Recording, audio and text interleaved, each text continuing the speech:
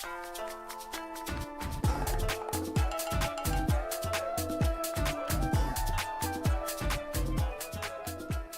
historic day here at First Touch Daily 2026. David Goss with you live from our studios. And for the first time ever on this show, we are joined by someone from the afterlife who is returning. We have with us Matt Doyle, and we have Eric Krakauer, who passed to the other side last night and has returned as our noted Portuguese co-host. Eric, I was worried about you the whole day. And then last night I got more worried about you. And I'm so good to see you. And you promised you'd wear the jersey, and you had to. Yes, and it feels great to actually fit into this jersey. It's a bit snug, but I fit. You've had a fun 24 hours, right? That's one way to put it. Well, we will get into it, of course. Portugal's dramatic win over Croatia to close out yesterday. We have one of the worst pieces of news we'll have on this show. The Swiss won a knockout game. We have to watch them play soccer. Again, I apologize to the whole world, and of course to myself. I don't even think that's the worst news coming out of this game. I think the worst news is that Johan Manzabi, who has become my favorite young player at this tournament. Because he leveled up. Football manager. He did level up. The fact that it looks like Newcastle are the team that are likely to get him for north of 50 million euros. Here. And why do you have an issue I will with that? not see him play soccer again until the Euros in 2028. If the Swiss national team can't break his spirit and his will to play engaging Buddy, and you entertaining. ever been to Newcastle? on a rainy night, which, by the way, I'm now realizing, can they do it at a rainy night in Stoke, which obviously a bit and a meme, but has always been a thing. I've now realized as England prepares to play in humidity and altitude for the first time and shockingly figures out travel schedules, they just think that's really bad weather. They think that's the extreme that you can go to is it's slightly rainy and it's an evening game. We've got a lot of big games coming up today. We've got Australia versus Egypt to open things up. Egypt and Ghana have a huge task today. They are trying to sort of save this round of 32 for the African Federation. So that one is going to be a big one down in Dallas. Then it'll be 112 degrees in Miami Gardens, baby, for Argentina versus Cape Verde. That one at 6 p.m. Eastern time, and we close out the night with what I am sure is going to be one of the most electric crowds of the round with Colombia facing Ghana. It is our second to last day of this round, so tomorrow, it's the last day of the round of 32. Tomorrow is the round of 16. We'll have Canada face off against Morocco to open up tomorrow, and then we'll have France facing Paraguay. By the way, if Australia goes through, the U.S. won the group of death. Fact. All three teams.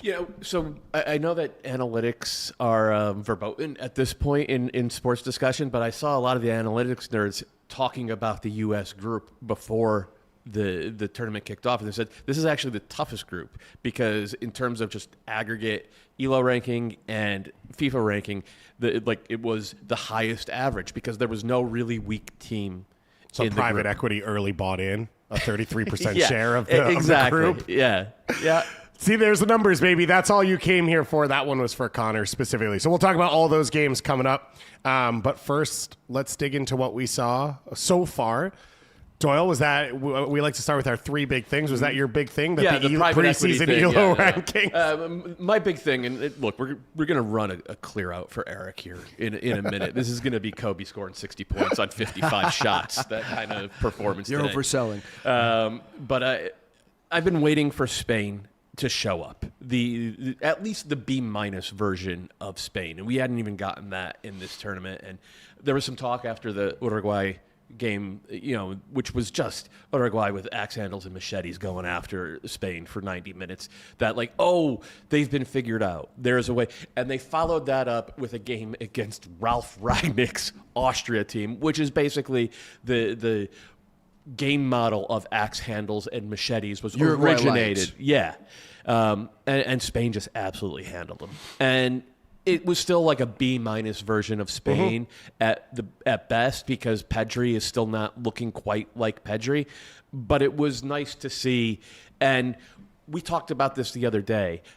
We're verging on too many upsets for the two. You want to see a bunch of the Giants go pretty far because you want more of those David versus Goliath matchups. And France has held up its end of the bargain. England barely held up its end of the bargain.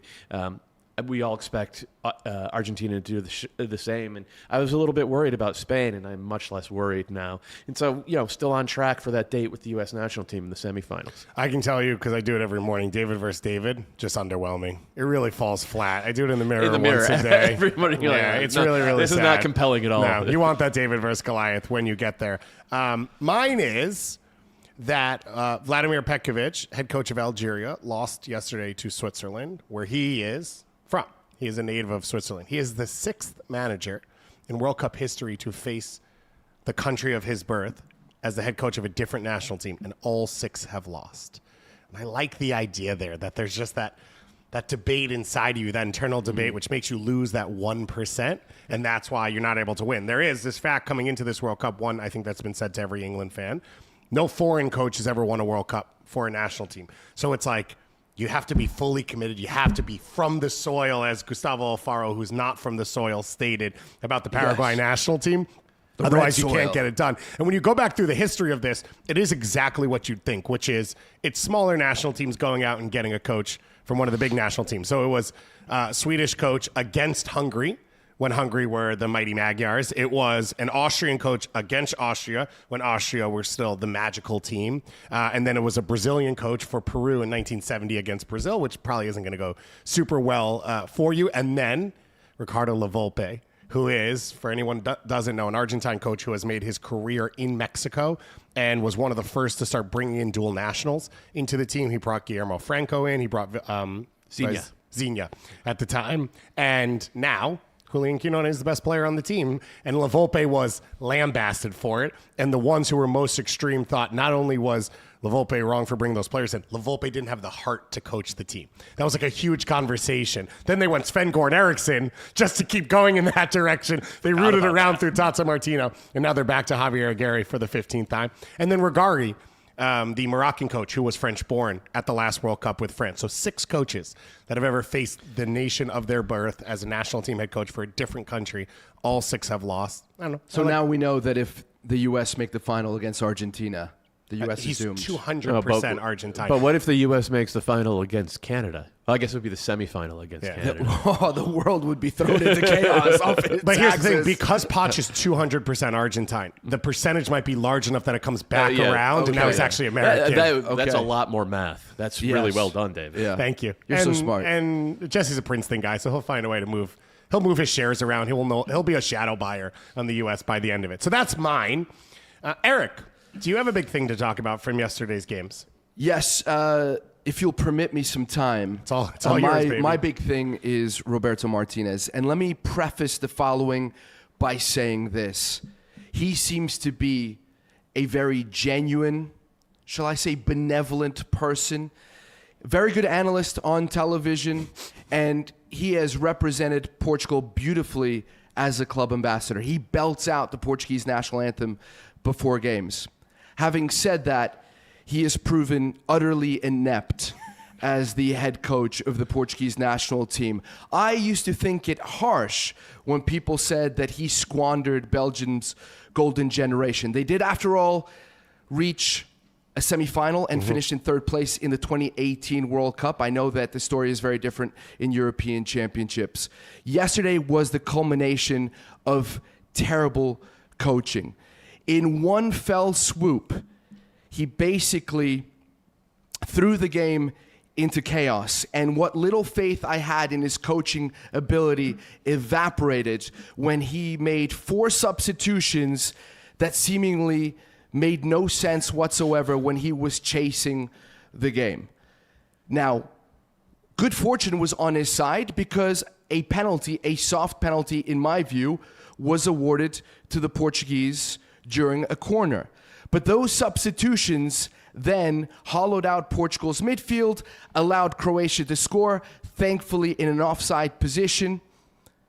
And what happens afterwards is Roberto Martinez trying to clean up his mess. In doing so, he did something that I now realize, and I may be wrong, was less in courage and more because he was out of choices, and that was to pull Cristiano Ronaldo. When he realized that he had this vacuous hole in midfield and he needed to sub in another midfielder, by the way, his last substitution of the game. He looked at his options up front. He had Cristiano Ronaldo, he had Gonçalo Ramos, 2 center forwards, and he had Rafael Leão. I'll talk about him a little bit later. He realized he couldn't forego width, and Cristiano Ronaldo didn't have any more legs, and so he opted for pulling Cristiano Ronaldo. That was not something that he intended to do. I'm sure of it. Backed himself into a corner. He backed himself into a corner. It's not something Cristiano Ronaldo looked that like Very he pleased thought about. was possible. I'm gonna interrupt and just give a little bit of context. Now, my understanding is that Roberto Martinez,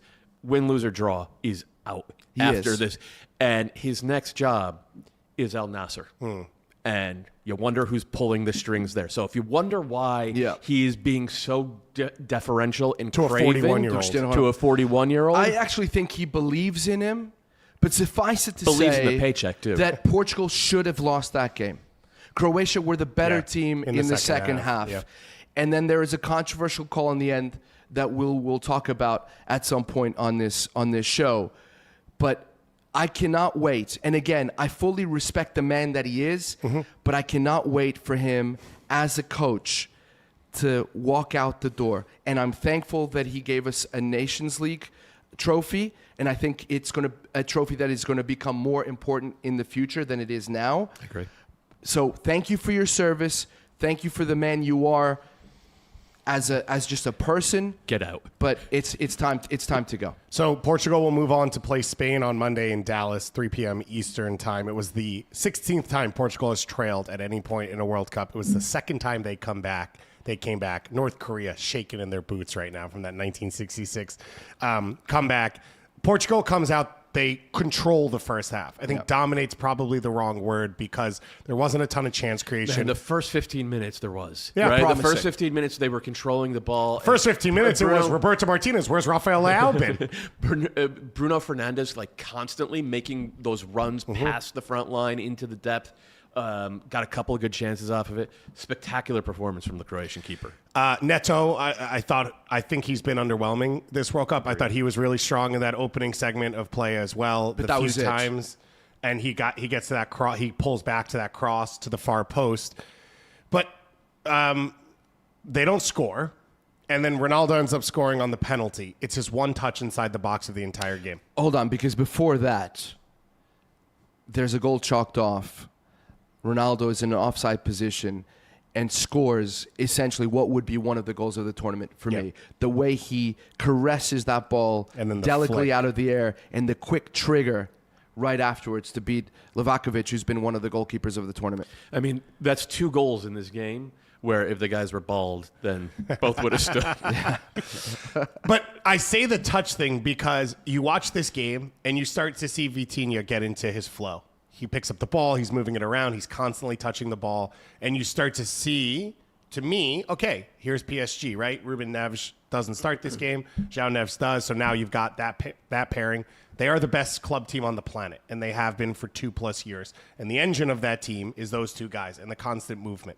And then you just watch how ineffective it is. And to me, it is they're waiting for the runs. Yeah. They're waiting for the movement in front of them. They're waiting for the runs, but they're also having to do so much work, so much more work defensively than they ever have to for PSG because PSG's frontline defense. But this first half was not the issue. We and talked about PSG Ronaldo dominates and possession. pressing. Yeah. There was no pressing in this game because Croatia never had the ball in that first half. Yeah. But it was make runs, open up the game, and you think about PSG. You don't consider anyone a center forward. Everyone across the front 3 plays all 3 spots, and then you watch this game and you realize how stationary Ronaldo is, and it just doesn't open up the gap. The funniest moment in the game was there was a breakaway, I think midway or maybe late in the first half, and it ends up getting to Ronaldo and him and Leão on the break, and they're just kind of occupying the same spot, and the entire movement, which honestly should have ended up in a shot, just breaks down with Ronaldo standing on the ball and Leão standing behind him, giving him the stink eye, and neither of them moving at all. Yeah.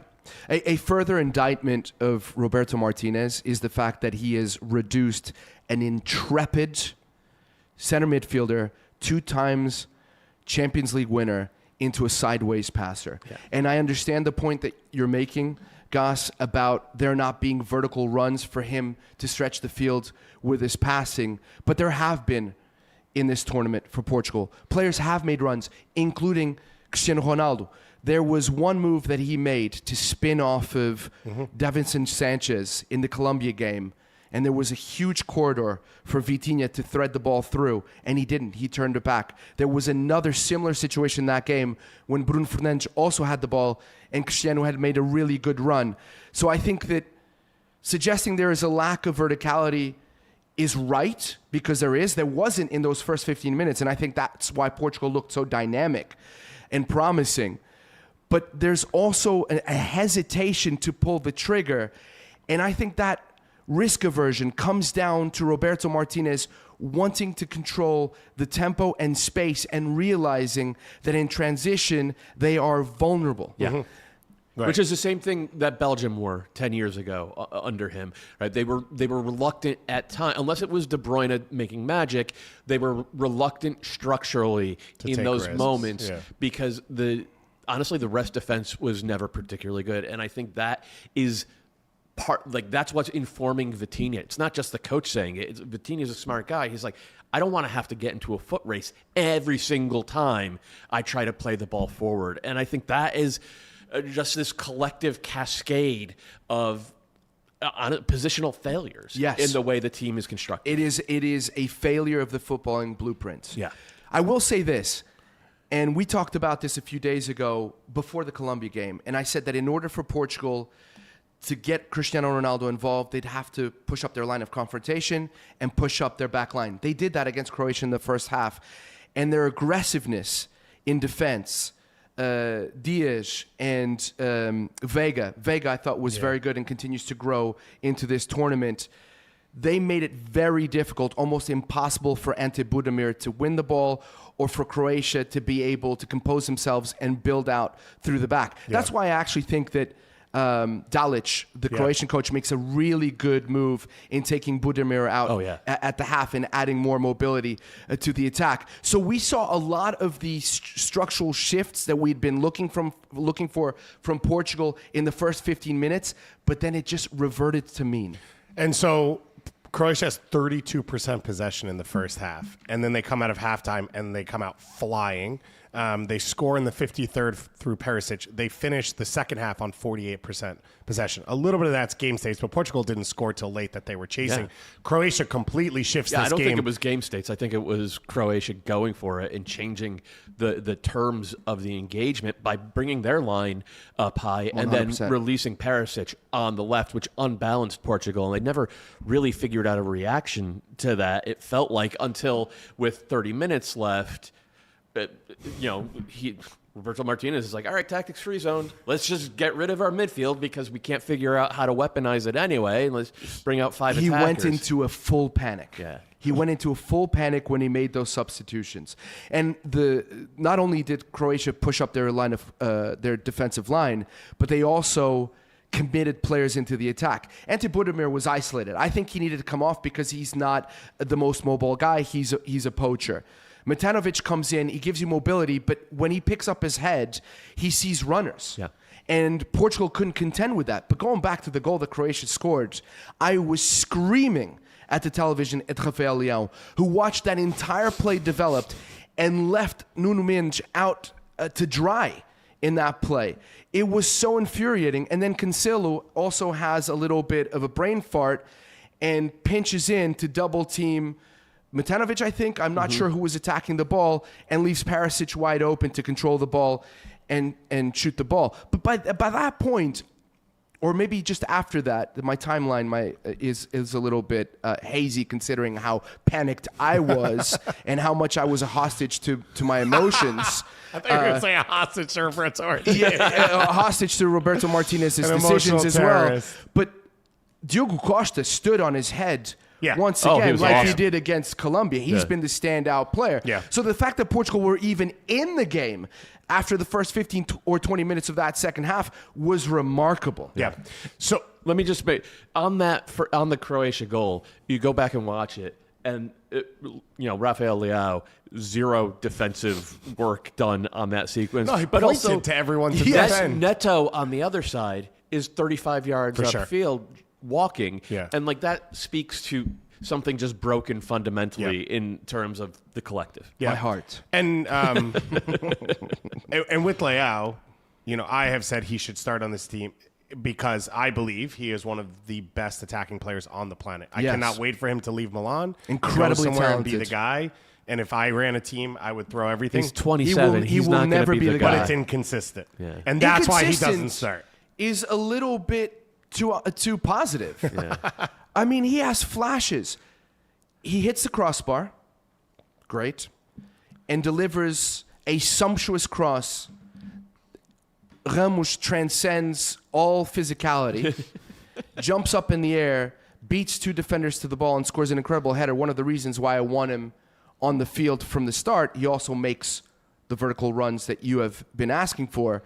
But what makes the Lyon situation so frustrating for me is not only his talent, but he's one of the few players who can stretch the field. Yeah. But because he's such a defensive liability, and now they're playing Spain, my decision would be bench this guy and just, break the glass if you need him, and you need somebody to just go to the wall at the end of the game. It is amazing that you go from João Felix starting to João Felix not playing in a game where he used all 5 subs. Thank you for bringing that up. That, again, just highlights the lack of consistency from Roberto Martinez. So Portugal, they get the penalty kick. You mentioned it, slightly soft. Listen. We don't see many of those called. That's the only... Was there a grab? Is it a foul? Well, you Yes. start with, as a defender, don't put your arm around a guy in the Yes. box. Also, spoilers to everyone playing in the World Cup. There's like a lot of cameras at the World Cup. And then there's like 3 people who sit in a room with their arms crossed that watch the games. So don't do stuff like this. We don't see it called often.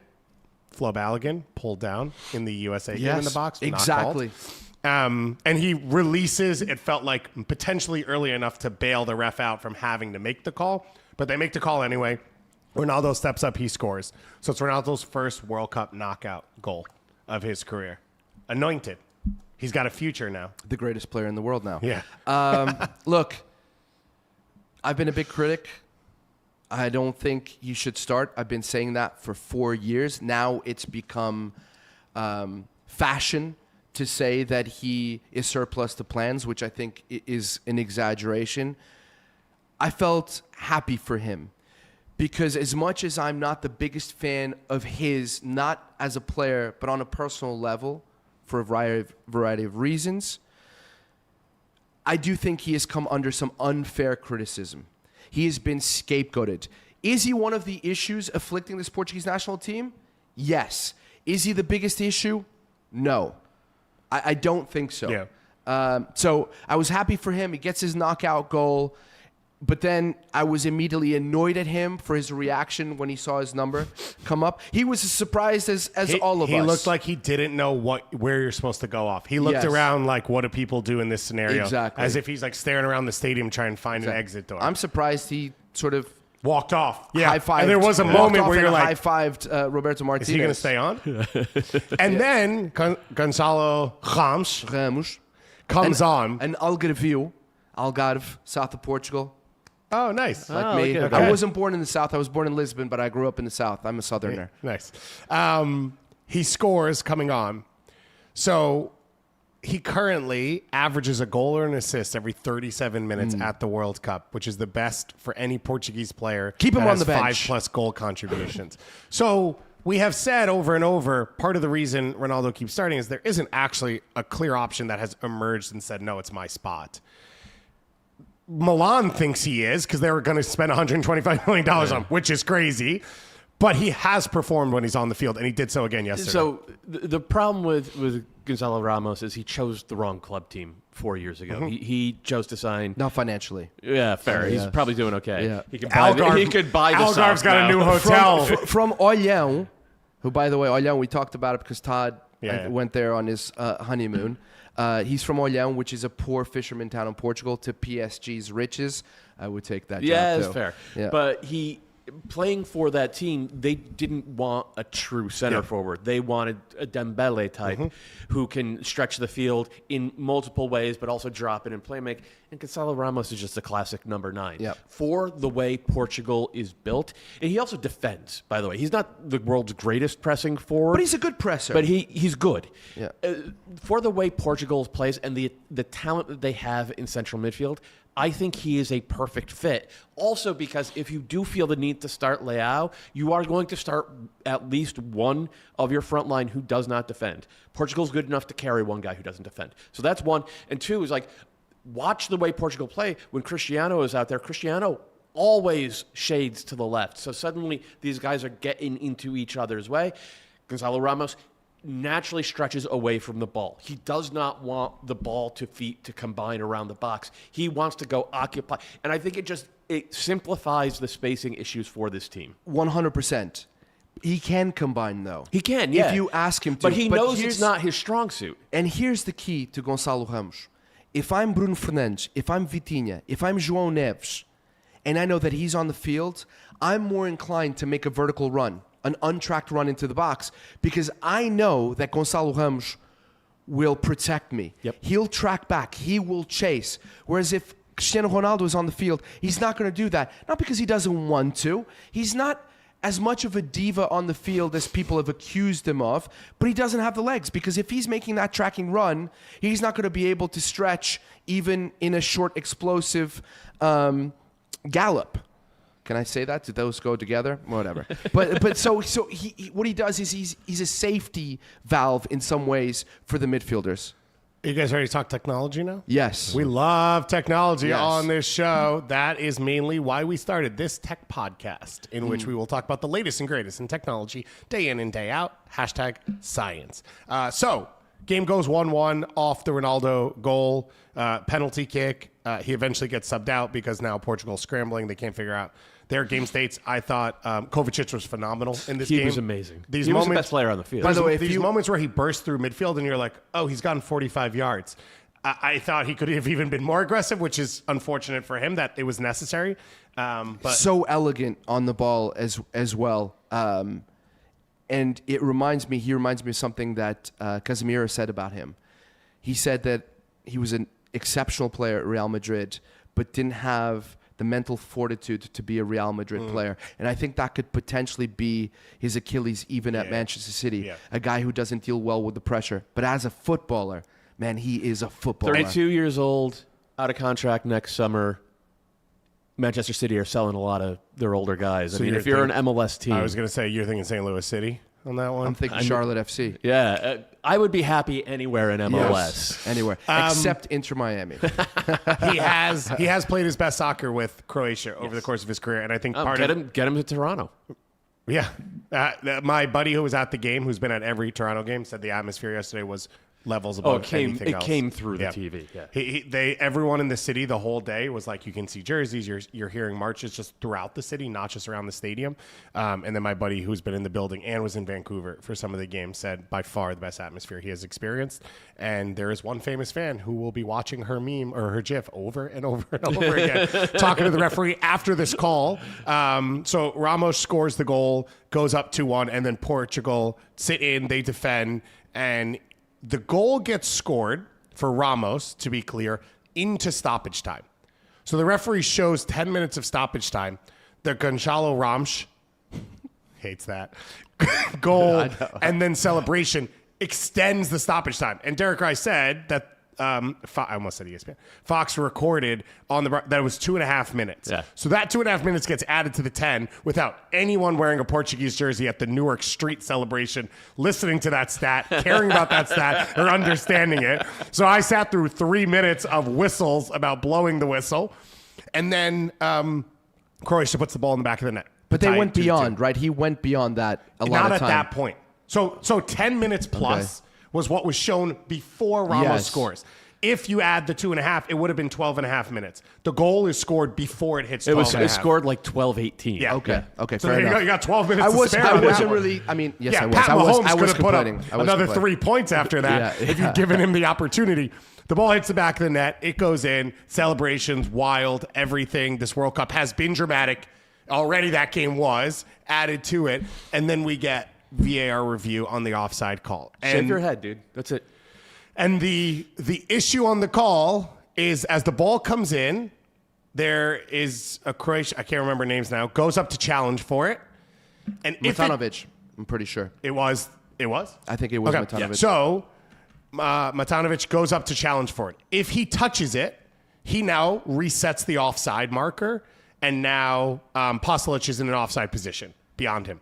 If he doesn't touch it, Pasalic onside because the original ball that comes in from the wing, he is onside when that ball gets played. It's flicked on, he takes a touch off his thigh, it goes across, and then it's put into the back of the net. Now we go into IMU sensors. And IMU sensors are a sensor device that measures and reports an object's specific acceleration, angular velocity, and sometimes magnetic orientation. It combines data from multiple internal sensors to track an object's movement, orientation, and trajectory in 3D space. So we get this heart monitor that comes up on the screen, and basically what they do is they have a piece of technology inside the ball that determines every touch of the ball. They line that up against the video, and as it passes his head, they see a spike, which means he touched it. Because he touched it, it resets the offside line, and therefore the Croatian attacker Pasalic is in offside position, and that takes away the goal.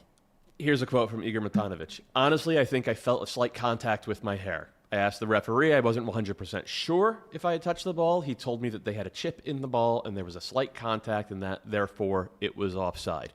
Once they determine that the contact has been made, then it's a question of whether, I think it was Vega, plays the ball intentionally. He doesn't play the ball intentionally. Yeah, He's I don't ducking. think so either. He's Yeah. ducking. Yeah. You know what? Do you know what really I frustrated didn't have me? a problem with this. I didn't either. Obviously, I'm biased. I would have been pissed off had I been a Croatian fan or had it happened to Portugal. I was relieved. But you know what really annoys me about people? You know, I was scrolling. Go. I mean, I'm a misanthrope, on the best of days. But I'm scrolling through social media, and I'm also getting some responses. And people are saying, including some pretty well-known pundits, many of them my good friends, and they're saying, VAR is ruining the game. This is why we shouldn't have VAR. They took away this moment. They robbed Croatia of this goal and of getting an opportunity and extra time. Did I not see the assistant referee raise the flag? Did he not raise the flag? In real time. In real time? That's a great question. I've never even thought about that. I am pretty sure he raised his flag. Right. But you hold it until the goal goes in, then you raise it so you and can then go you and raise review it. Yeah. Had there been no VAR, had there been no microchip, there's no discussion. I mean, there's a discussion between fans, and people are annoyed about it. Yeah. They're talking about whether there was a touch. They're talking about whether Vega got a touch intentionally or not. And by the way, the rule changed about a year and a half ago. I suggest you go and read it if you have a problem with that. But he raised his flag. So VAR isn't the issue. And then insofar as the microchip is concerned and it's chirping, you have to essentially suspend disbelief in some ways and hope the technology works, very much like semi-automated offside. I believe that it measures it down to the pixel. Yeah. If it doesn't, the game is gone. But where was the outrage when Alexander Isak got a toenail to the ball against Tunisia to keep a play from being called offside as Sweden scored another goal against them? Where was the outrage then? They used the microchip. Do you guys remember that? If you don't, honestly, no. I only watched the highlights of that game. You can go to @EricKrakauer on Twitter, and I posted the images. Now, the context, and context is everything, is very different. Tunisia sucked. They were already down, I think, 3-0. Yeah. This is different. But the chip chirped, and there was no chirping from the trolls. So there's like one deep corner of the internet that's like, we actually haven't seen it lined up correctly. That's actually a different touch. And, they're hiding it from us. So that's like the whole, I guess JFK may have played the initial ball in, and that's that community that's sort of on that side of things. Did you just say JFK? Yeah, because this is like pure. People are like, the touch is fake. They create the touch in a graph, so they're able to build it, and then they show it to you. Yeah. This isn't fun. Talking about IMU sensors and watching that isn't fun. But we live in a world in which a German player handballed a ball off a line, and we talk about it 24 So years later. I just want to make the point that if VAR existed, it's 1-1 Mexico early in the second half, and we're playing 10v11 because John O'Brien sent off. Fine. That's fine. But Love John O'Brien. either way, someone's upset. Croatian fans are upset because they were a hair away from tying that game. You're going to be equally upset whether you think technology screwed you or reality screwed you. It just changes where in the pipeline of is that call correct or not, human error comes into play. And I don't like it because I think I like a goal is scored and you get to celebrate the goal and there's no ambiguity. At the same time, we have all been on the wrong side of those calls. And so that's why there was this groundswell 15 years ago once the technology became available to be like, hey, instant replay works really well, or computer-aided stuff works really well in tennis. It works well in football. Let's bring it to soccer. Cricket as well. And here we are. Now, the big issue with a lot of those sports is they're static spaces and static sports. Tennis's lines never move. You can set everything up. Cricket, to be clear, I've never watched, but it's pretty static. But they have the chip on the ball. I'm kidding. I don't. Yeah. I've watched It is pretty cricket, static. and It is I don't pretty static. care. And I still don't understand it, and I went to a cricket school. But there was a lot of drinking. So, and then this ends up being the end of the game. They play a couple more seconds afterwards, and it's over. I think on Croatia's side, this is always the reality. It's a country of 4 million people. They are riding this impossible line with the success they've had, and when it falls early. And listen, Dalic was great in the second half. This team was very good. I thought they were pretty poor throughout most of the group stage. I thought they didn't deserve to win against Panama. And then the Ghana game, at that point, Ghana have already qualified, so it's not the most competitive game you have.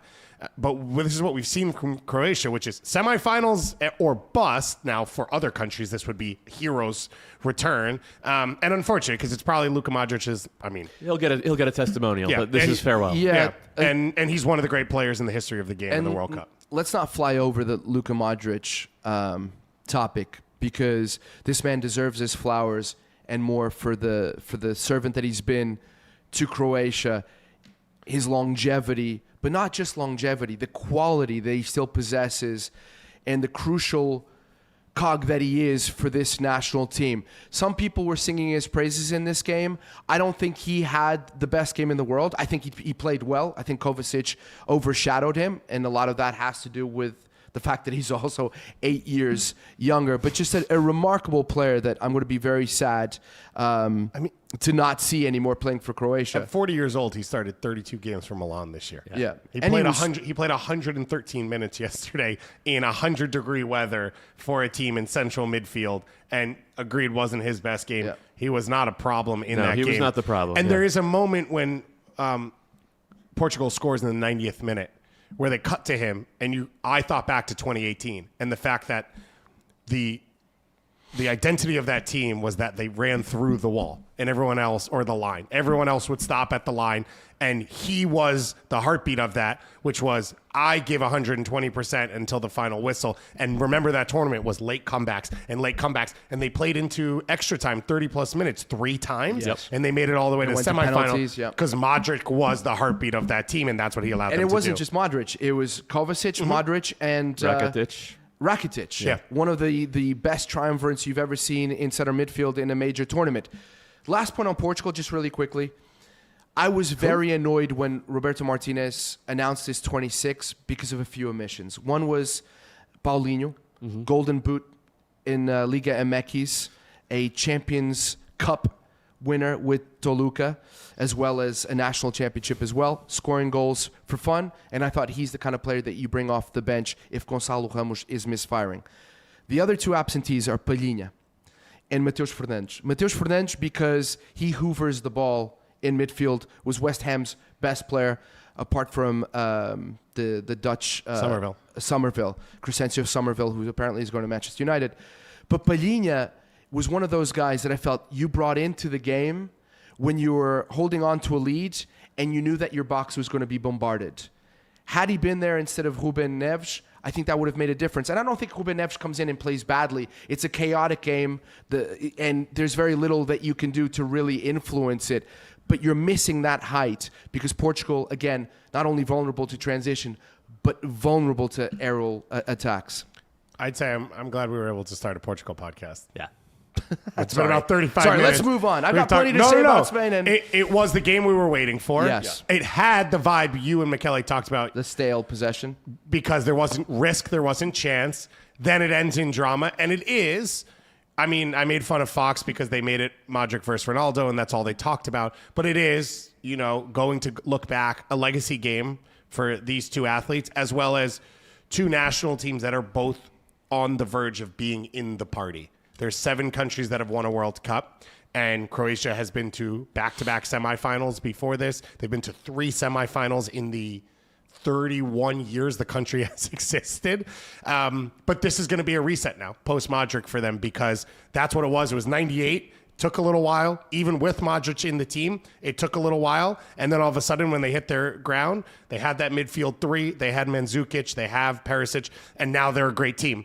I assume because of the 4.5 million people, we're looking at the next 8 years where they're looking for it. It's going to be an Uruguay type of situation where they'll always be good because it's just culturally they know how to produce athletes who perform at a high level and perform collectively, and they sort of embrace that idea. But you need to hit the genetic lottery with a group of guys who come together sort of at the same time as they did with this great generation, specifically in midfield. Although I will say about Croatia, the same was being said when Davor Suker and Robert Prosinecki, and other guys, Zvonimir Boban before that. But it took 14 to 16 years after Fair that. enough. Yeah. That's Fair what enough. I'm saying. They'll go to World Cups, Yeah. to his point. They'll Yeah. go to World Cups. But they should get used to losing early in the knockout rounds. It'll be more like Euros for them, where it's like you're not back to Sucic, the only player in the starting lineup under the age of 26 in this team. Obviously, Superb Guardiola talent. injured, so doesn't start. So there's talent in there, and as you said, there'll always be talent because they have good production. Also, they're in UEFA, so players can move very easily. And now everyone in UEFA knows that it's a place to go get talent. And we've seen it in Germany. We've seen it in England where they're going and get 18-year-olds. And Portugal will move on, and they will face a country called Spain. The two are very unassociated. So that we'll do unfamiliar with each other. Yeah, we'll do a quick geography lesson when we get closer to that game to explain to the two countries where each other's located. They're more Andorran exclaves is how I think of them. Gibraltar is the real powerhouse of Yes. the region. Spain wins 3-0. You said it. This was a pretty peak performance from them. I think it's pretty telling that so far in this round, and Argentina will step on the field later today, there are 2 games that have had clear winners. France and Spain. Both of them have been 3-0. Otherwise, everything else has been 91st minute hairs and trying to figure out who has follicles and who doesn't. It wasn't perfect from Spain, but there was no point in which it felt like they were going to lose unless you were Eric rooting for Austria as hard as possible. I really was rooting for Austria. He kept telling me how close it was while Spain dominates the game. I did not say that. It was the first time watching Spain in this tournament where it felt like, oh, this is inevitable. This might be 3-1, but more likely it's 3-0 or 4-0, and that's who they are at their very best. And I think it's beautiful to watch. Other people feel like it's too slow and too methodical, but I get so much joy out of watching Pedri receive a pass. Yeah. Because he takes touches that I've watched 45 years of soccer, man. So I'm like, what kind of touch a midfielder, and he takes touches that I did not see coming, and very clearly from the reactions on the field, neither did any of the defenders around. And so when he started to cook a little bit, then that just unlocked more stuff for the guys going forward. Dani Olmo still continues to struggle a little bit. I thought he found the ball in good spots, but he asserts himself. He does. He's not afraid of the moment. Yeah. But 2 years ago, during that Euros run, he was able to create a little bit of separation and get those shots. I think he had 3 shots blocked yesterday. So it's not all falling into place, but it looks really good. And obviously, Baena has kind of revealed himself as a really good balance to Lamine Yamal in this one. I've been thinking about last week when we were talking about the difference between Lamine Yamal and Vinny. And I think that and they're both wingers, right? But Vinny is always looking to combine small to make the game big. Whereas Lamine Yamal, often he'll take touches to bring the game up to him and create space to play guys in behind, not just run in behind himself. So there's an orchestration about the way Lamine Yamal plays, and we hadn't gotten a ton of that. It was way too much isolation stuff in the group stage. In this one, and I think part of it was because Austria is going to play the way Austria plays. He was much more patient, I think, to the benefit of Spain, and then it just became an academic exercise for, okay, how many times is Oyarzabal going to be open in the box for one-touch finishes? And it turns out the answer is 2. He has done pretty well for you, who drafted him to your Golden Boot team. He's got 4 goals so far at this World Cup, had another 2 yesterday. It's the first knockout World Cup victory for Spain since the 2010 World Cup final, which pretty good for them so that they don't get eliminated at the first stage once again. And as you said, another big performance from Baena, who is trying to do something historic, be a relevant Atletico Madrid player in the Spanish national team. Wow. Seriously, what, 20 plus years? Koke couldn't do it, and I don't think he was the reason it fell apart, but I think he was part of the issue. He was blamed. Marcus Llorente couldn't do it. There was no one around in the 06. Oh, I guess Fernando Torres, that's the one. And then David Villa, depending on what team you consider him on at different moments. But that, it has been Villarreal, Valencia, Sociedad, and then it has been Barca and Real Sociedad, Madrid. or La Real. Get out of my face right now. Can I just say... talk to us how good Austria was. Well, I social media'd this, and you responded to me, and you were correct. Oh, he got a response from Big Bad Doyle. On Blue Sky. I know, a Blue Sky. I don't use that other me. social media joint that he mentioned earlier. You Blue Skadedian. I thought that Austria were caught in 2 minds in this game. They didn't press the way a Ragnar team can press, but to be fair, we hadn't seen that from Austria in this tournament anyway, on occasion, but not for long spells. And then they didn't sit deep enough in order to clog up every avenue that Spain would ultimately have available to them. And so they were caught in this weird mid-block. And this is a conversation for another day, but I'll bring it up. I recently read an essay by someone who was talking tactics, and they said that the mid-block in soccer is dead. No good team or no team can defend efficiently in a mid-block against a good team. Because it's too passive and it's too deep. Exactly. And so because they were caught in those 2 spaces, there was so much exploitable space. Now, Doyle comes in and says, but that has a lot to do with what's happening in the wings, with Baena and Cucurella on the left and essentially with Lamine Yamal on the right. And you're correct. I think the one way that you deal with that is by sitting in a very tight block, and that's what Cabo Verde did so efficiently against the Spanish. But on an individual level, Lamine Yamal turned one of the best fullbacks in world football, Konrad Laimer, who is an exceptional, tenacious, gritty defender, into a basic defender. Yeah. And that just shows you how talented this guy is. And it didn't matter what he did. If Lamine Yamal came deep to create space for runners, Laimer didn't know what to do.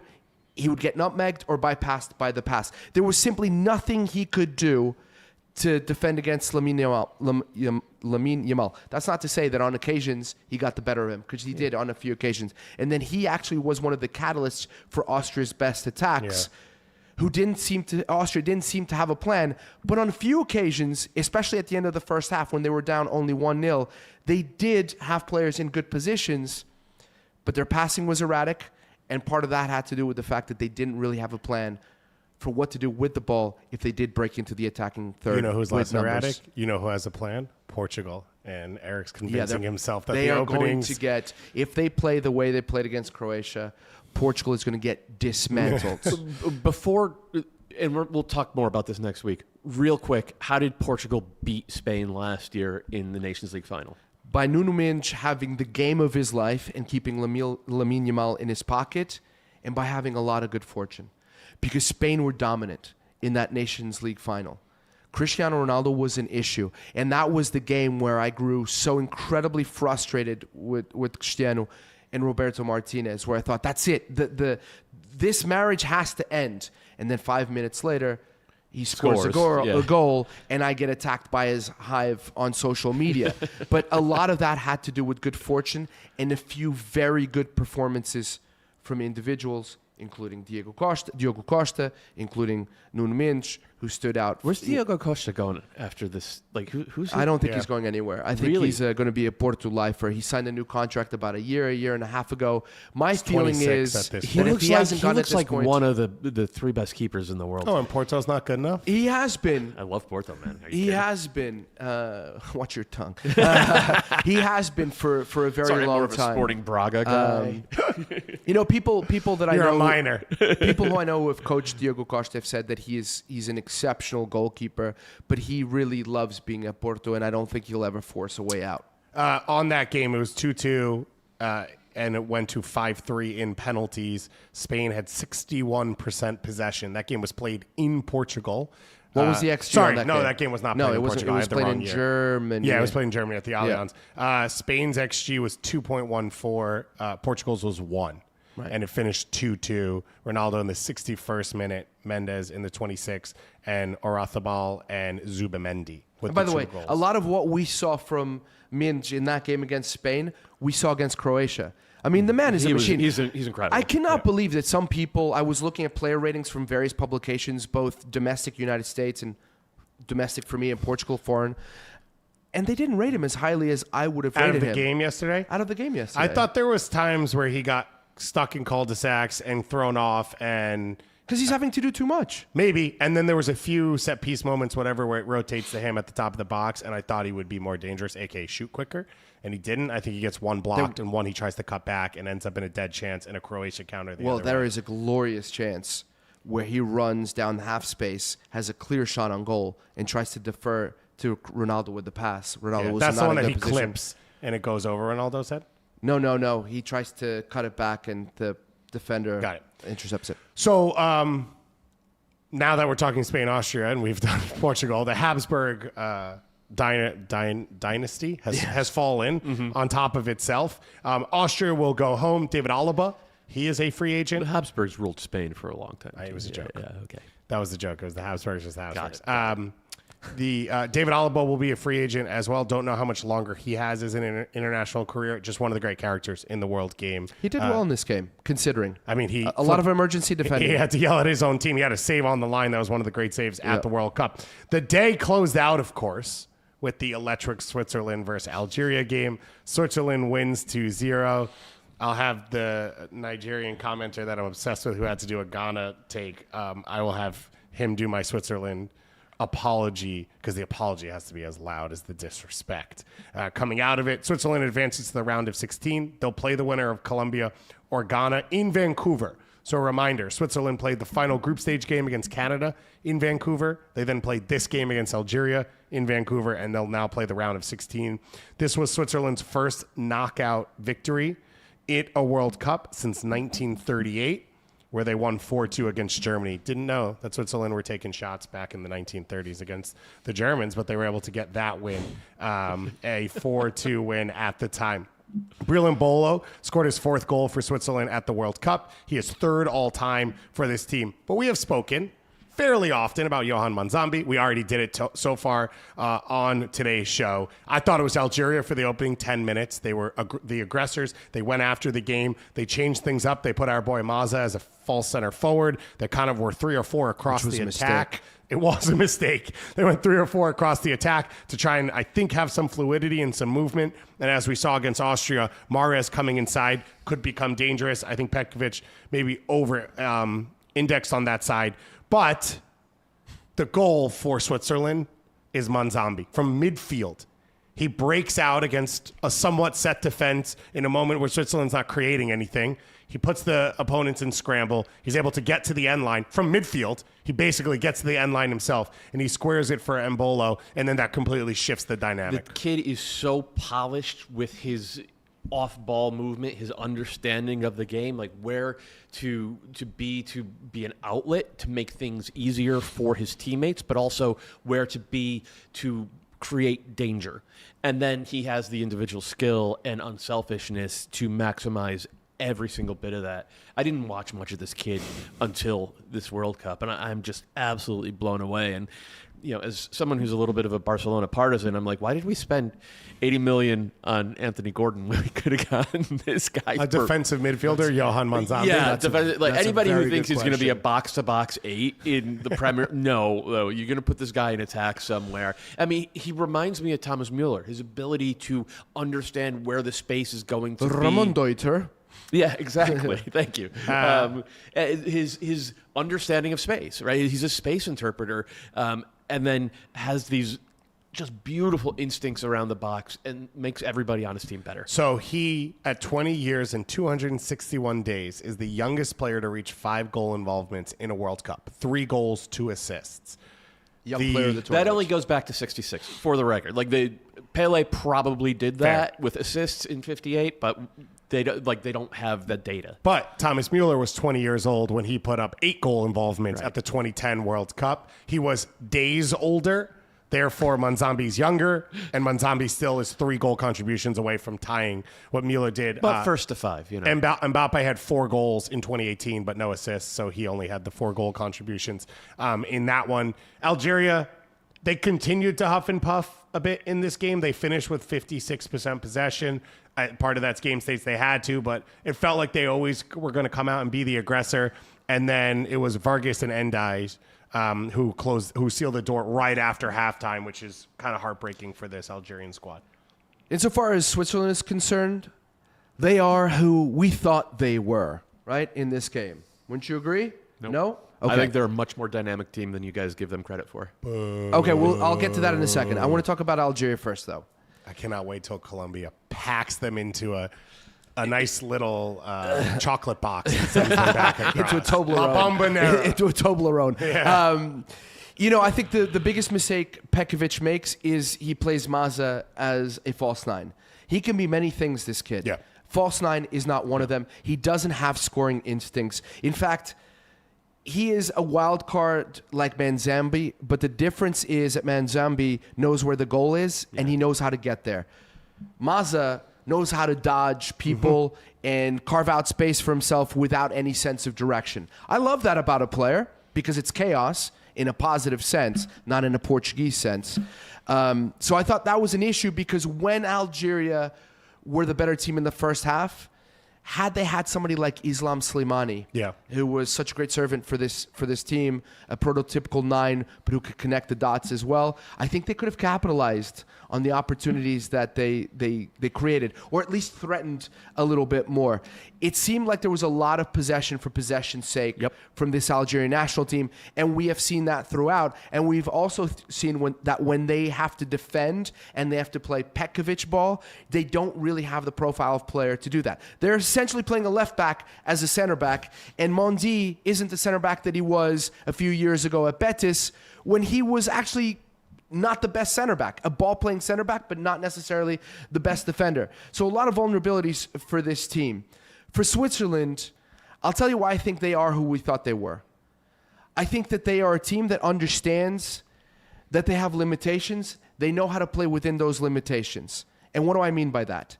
They're a team that can defend really well, coherently. They cover space well. They can sit deep if they want to.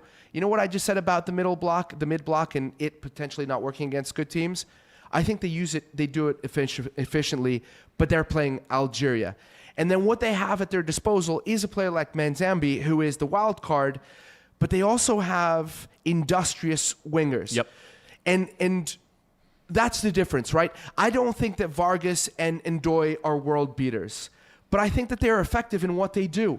They don't make mistakes in possession. They don't give the ball away in silly spaces, and that allows Switzerland to move the lines. They're honest in their positioning as well, which means that Mbolo gets to be a basic number 9, which is what he is. And his hold-up play was pretty decent. And he's good at it, right? Yeah.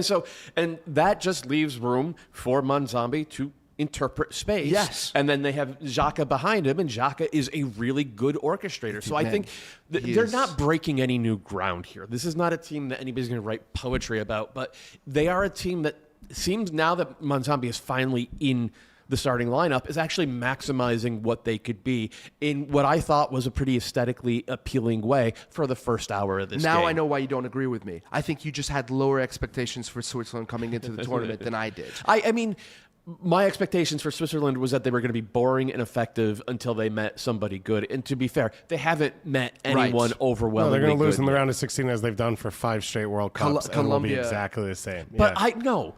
If Because Colombia get through, by they the have way. not been fun to watch. This team has been fun to watch when Zambi's been on the field. Listen, I could watch Granit Xhaka play all day, and I used to get so frustrated at some of my Arsenal-loving friends when they complained about him at Arsenal. Yeah. I thought he was played out of position. He's not a number 6. Yeah. Xhaka is just an exceptional player. Yeah. All right, now we can move on from all of that crap. David's not having any No. of that. You don't like Xhaka? I don't mind Shaka. I don't think he's a 6 either. I think he's no. I think he's fine. I think the whole point of this whole thing is look at the spine. Yeah. You would take most of these guys on any team at Yeah. this World Cup. Yeah. Akanji, Elvedi, Shaka, now Monzambi, but not at the start of the tournament because he didn't start for the first 2 games. Mbolo does his job the way all these guys do, and they always play down to their opponent. And your expectations of Switzerland, I think, is fairly coming into this tournament, and it has been for multiple tournaments, is kind of the standard thinking around the world. And all of that has been wrong every single time. And yet people do it the next time. And so I got tired of that. Plus, I've been around Switzerland fans, so I don't want to deal with them anymore. much Let's go chocolate. into today. We've got a couple of games coming up. Let's start with Australia versus Egypt, 2 p.m. Eastern time in Dallas. They've faced off just twice in previous competitions. It was a goalless draw at the 1987 President's Cup. Australia won 4-3 on that one well. penalties. Yeah, that was one of the bigger President's Cups that we all remember. And then they played a friendly back in 2010. Both these teams qualify as second place teams out of their group. Both managed that final third game of the group stage just to get to this point in this position. I would say from what we saw in the group stage, so if we're just going to go with the first 2 games, I think Australia has more ideas of how to win a game, and they feel a bit more front-footed. I think they know who they are. They've embraced who they are a little bit more than Egypt has. And Egypt's problem is that Salah and Marmoush don't really seem to get along on or off the field. And so there's just identity struggle within the team. Egypt's other problem might be that Salah may not be fully available for this game. They're saying he is fit with a hamstring strain. I don't know. You can say whatever you want. It feels like in this tournament, in some of these injuries, which could solve that problem by having Marmoush and without Salah. And it kind of feels like Salah's had his moments at this World Cup that he needed to have. He got them out of the group stage for the first time. He scores a goal. We saw the celebrations in Vancouver. And he's ready to revive the Los Angeles Galaxy. And he's ready to revive the Los Angeles Galaxy as well. Okay, I'm fine with that one. He could take Gabriel Peck's spot. Apparently. That is my assumption. Yeah. Like the Galaxy are clearly up to something big, and I think Mo Salah would qualify as something big. Okay, so you don't actually know whether that No. negotiating Go is ahead and happening. aggregate this, though. Okay, yeah, definitely. I think they can play together, by the way. Salah and Peck, they can play together. Well, especially if it Salah looks like plays they're selling Peck. Okay. That's where that comes from. Okay. So, and on this Australia side of things, The last Asian team remaining is they are the last Asian Australia, team. Yeah. So a lot of responsibilities. Only one African team has won so far. Yeah. That's the other side of things. Egypt and Ghana both on the field today. This is maybe the most winnable game an African team and Cabo Verde as is well, playing. right? Oh, yeah. 3 of them. How Sorry. dare you? Kind of had 2 that had a chance, and I forgot about that one. I'll be excited to be wrong about that one tomorrow. Anything big that pops out for you going into this game? This is an odd one. Because, And neither team wants the ball. yes, although Egypt is very likely to have the lion's share of the ball, I haven't seen anything from Egypt that suggests to me that they will have a way through on goal. Yeah. Australia did not look good against the U.S., but they looked phenomenally obdurate against, who did they play in the first game? Turkey. Turkey. And so I think we're going to see a little bit of the same. I actually give the edge to Australia in this match. I don't know. I don't remember. Again, I don't want to pull stuff out of my rear end with But this. you're going to talk 1978 President's Cup. I've watched all of Egypt's games in this World Cup, and if you asked me to tell you what they do well or what they don't do well, I don't think I'd be able to tell you. No, and when you look at the group stage and then you look at the way Belgium performs against Senegal, that opening game, which was their shining moment, was an early goal from distance and then sitting in, but a Belgian team that we now fully understand doesn't have a lot of ideas of how to pull you apart. They survived through that game. They survived a first half against New Zealand, quite honestly. Yep. They struggled.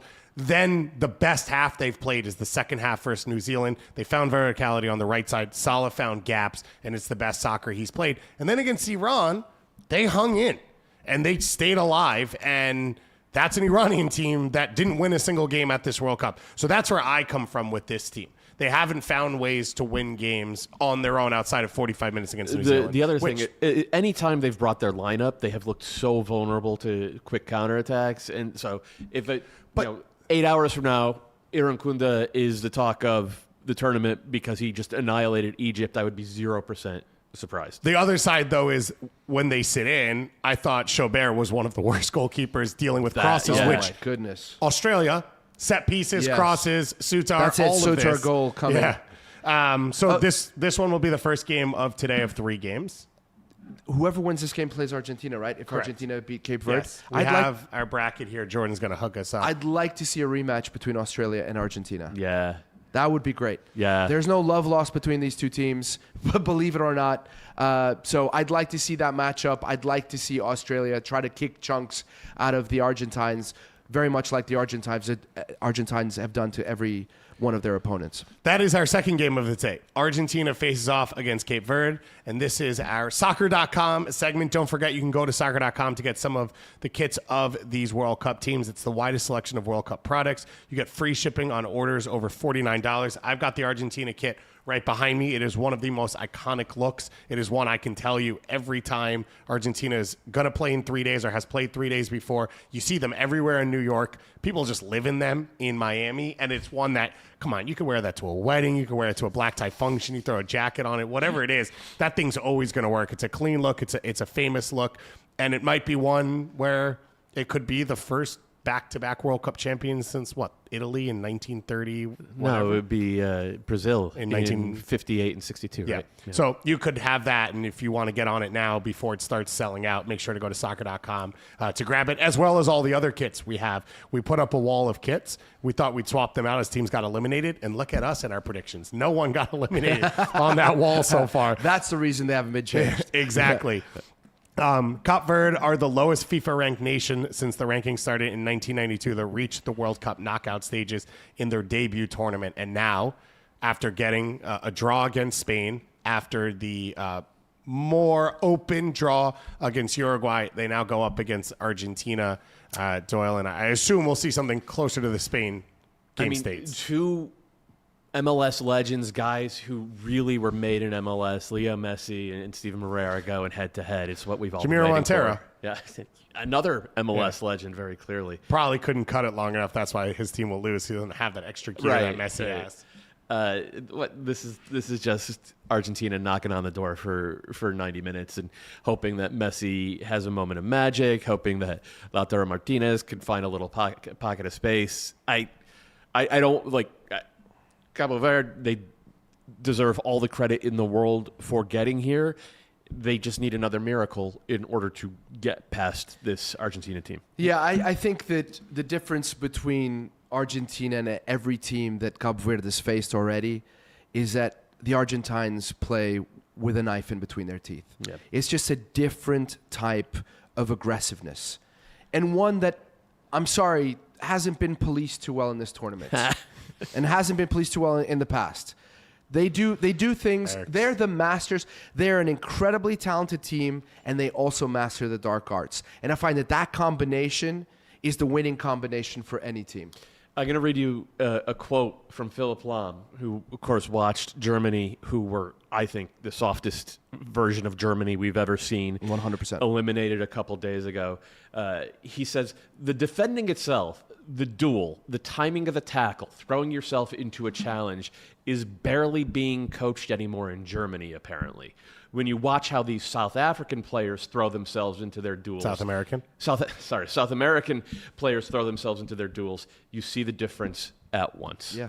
There is a spirit in the way that Argentina plays that I'm envious of. I'd love to see that from the Portuguese. And we saw it, obviously, from Ecuador in that huge game that they had Against Germany. We saw it. And that was the difference between the two teams? Yes, it was. And we saw we saw Uruguay do it, obviously. They're Uruguay and Bielsa. It didn't lead to anything for them, but there was no shortage of commitment It from made them that more team. competitive. We've seen it from, you're a Portugal fan. You saw it from Colombia. The way those defensive midfielders just made it miserable on the Portuguese central midfield. I do wonder, and we could do this later when we have less games to talk about and everything.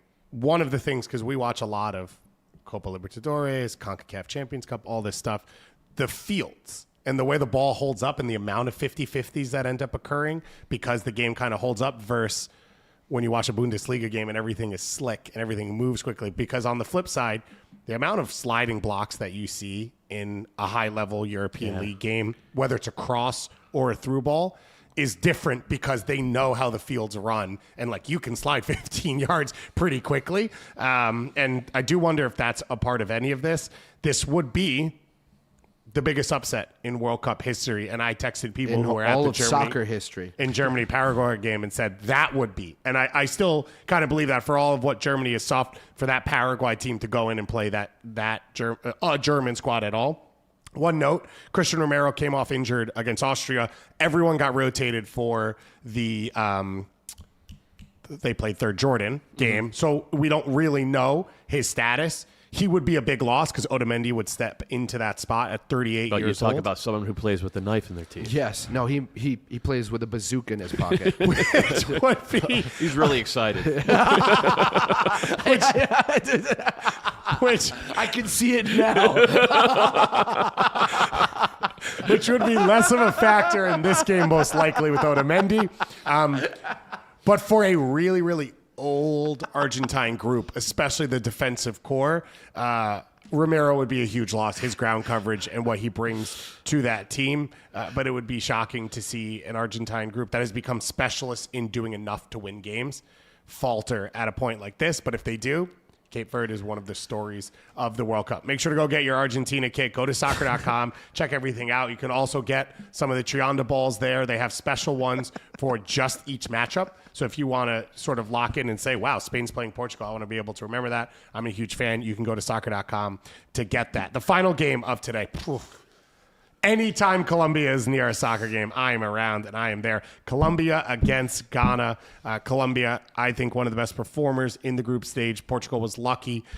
Speaking of hairs and half offsides and potential purposeful touches and all that, Portugal was lucky to hold on for the draw. Colombia now goes into Kansas City, and they play at 9:30 p.m. Eastern time to close out this round of 32.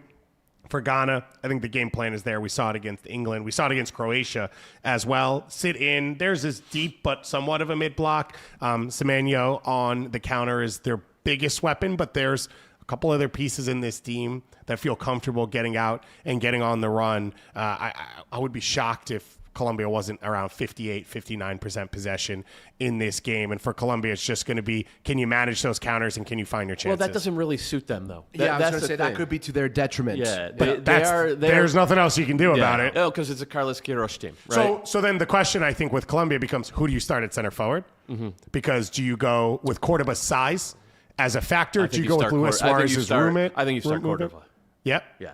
Yeah, I think so, just because of the physicality. I mean, obviously, if you're going to have more possession, you want a guy who can link up play like Luis Suarez, but he's not been at his best in this tournament, and he showed against Portugal that coming off the bench, he can have a real impact. Real energy. And by that point, Cordoba will have exhausted Ajite and Lucasen. By the way, Lucasen, his brother, who is his brother?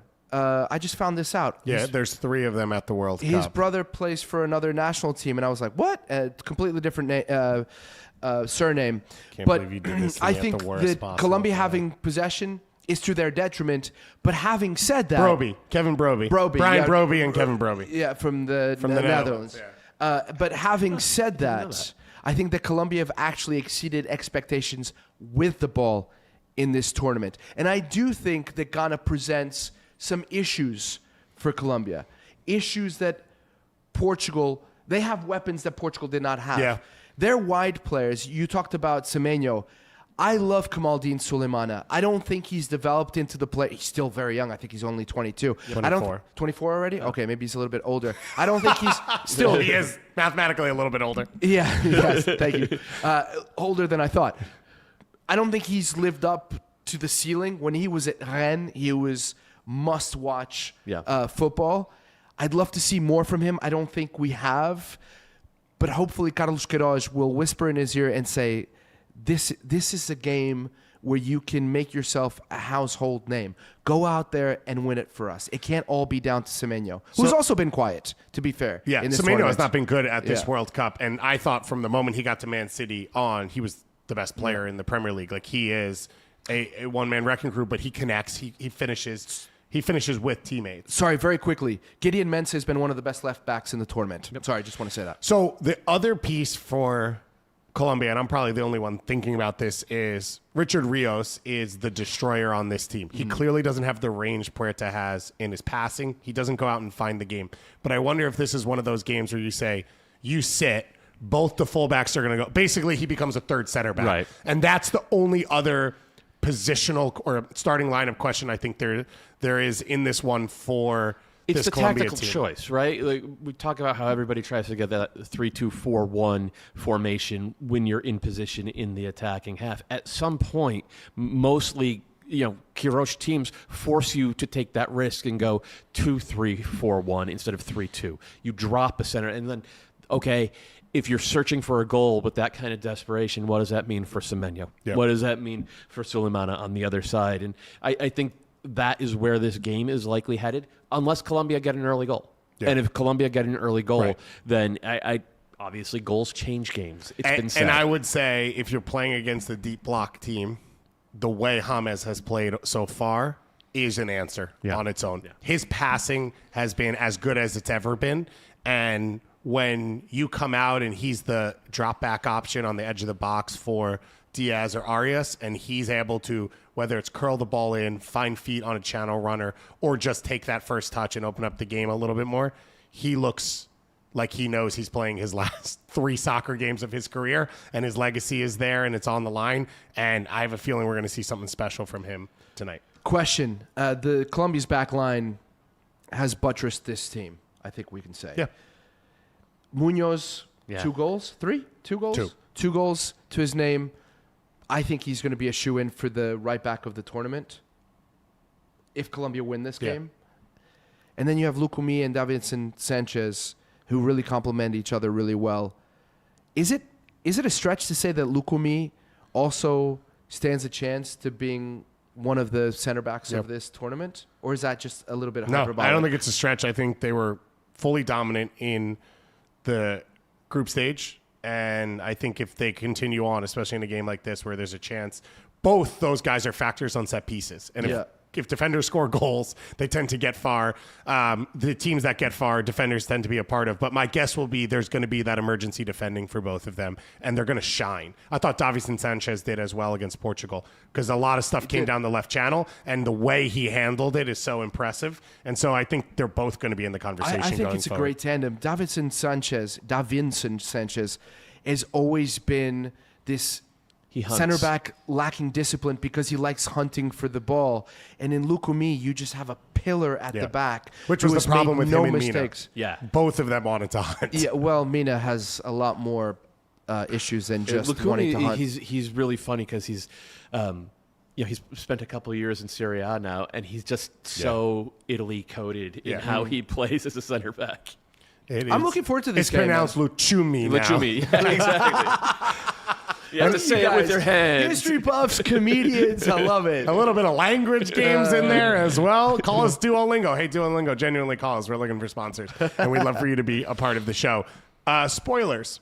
We'll be back tomorrow, 9:30 a.m. Eastern time. We will do this live. It will come out as a podcast. Myself and Matt Doyle are going to sit down a little bit. We're going to do our Belgium USMNT preview. That'll be on the SoccerWise feeds. We will also have a live post-game show on the SoccerWise YouTube feed after that Belgium game. No matter what happens, we will be with you. It's the round of 16 starting tomorrow for all these teams. We've got a big set of games today. Tomorrow, we preview Canada-Morocco in a round of 16 game, which is absolutely delicious. France is back on the field in Philadelphia on July 4th at the 250th anniversary. My understanding is the roots are going to start up the spine for this team with Kylian Mbappe and Olise off on the two wings. And then after that, we get into Sunday, Mexico hosting England at the Azteca. On Sunday night, Norway against Brazil just across the creek here in East Rutherford, New Jersey. And then we're on to Monday.